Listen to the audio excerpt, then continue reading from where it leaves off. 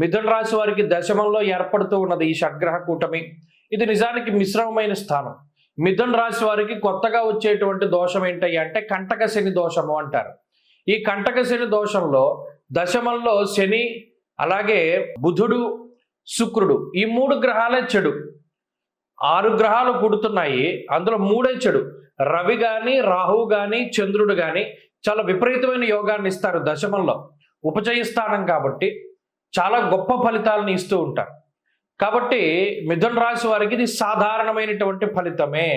మిథున రాశి వారికి ఇబ్బంది లేదు. మిథున రాశి వారికి ఎలా ఉన్నది అలా వెళుతుంది. అనగా రాహు బలం, రవి బలం, చంద్రబలంతో అటు మిగతా 3 గ్రహాలు ప్రతికూలంగా ఉన్న వృత్తి ఉద్యోగాల్లో ఏ విధమైనటువంటి సమస్యలు రావు. ఉద్యోగ పరంగా కానీ, వృత్తిపరంగా కానీ సామాన్యంగా వెళ్ళిపోతుంది. వీళ్ళది న్యూట్రల్గా ఉండేటువంటి పీరియడ్ అన్నమాట. ఇది ఎత్తు ఫలాలు ఉన్నప్పటికీ కూడా మంచి కాన్సిక్వెన్స్ చెడు, మంచి చెడు అలా వెళ్ళిపోతూ ఉంటుంది, బ్యాలెన్స్ అవుతుంది. ఏమీ ఇబ్బంది పడవలసినటువంటి అవసరం లేదు ఈ మిథున రాశి వారు.